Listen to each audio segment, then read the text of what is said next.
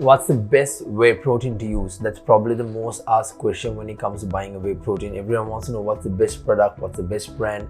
So to answer that question, we have to go back to understanding how is whey developed. The particular thing called whey protein is developed through an extraction of dairy, right? So whey protein is classified under three, which is the concentrate, the whey isolate, and the whey hydrolyze.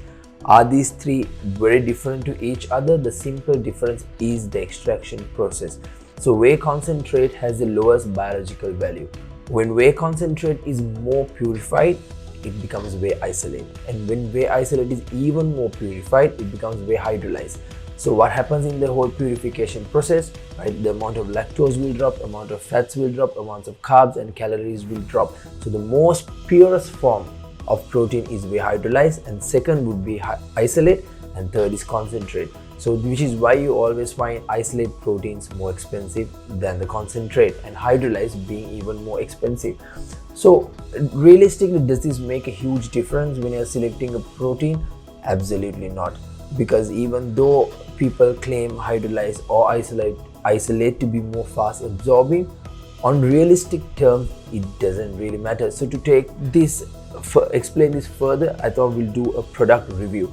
So we got three protein tubs here, right? One is a Nitrotric, and these three are ideally probably the most popular in the market right now. Gold Standard is world's #1 popular, and Nitrotric and Diameter is ISO 100 is probably second and third when it comes to popularity.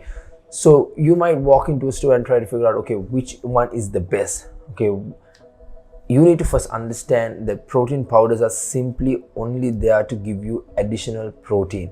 For example, if you're a person who needs 150 grams of protein a day, unless you're eating 100 grams of protein through food, 2 scoops of whey protein 50 grams is not going to do you any good. Often we have a very high expectation when it comes to protein supplements. We think it does something magical. If you look into the ingredients, it's whey which was broken down through dairy. So it really doesn't make a difference unless you're eating. So first what you need to check is how much of protein you need per day. Assume it's 150. You need to first make sure you're eating your 100 grams. Then you decide to go on a whey protein, because it does not have anything super magical about it. So when picking a protein for you, you need to understand how much of protein do you need per day and find a product that helps you meet that target. Because individually, all these proteins have a very little difference, right? One could be more isolate based, one could be more hydrolyzed based, one could be more concentrate based.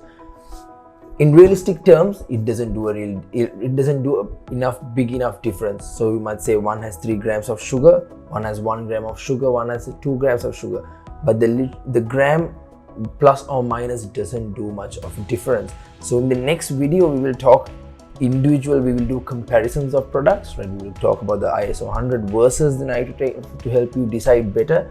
But at the end of the day, you need to understand the best way to decide what works for you best is understanding the amount you spend and the amount of protein it will give you to cover your daily intake of protein. So join us on the next video where we will continue to do product reviews starting today onwards. We will talk more about products, new products that's coming up, so that you all will know and have a better idea about the products you use.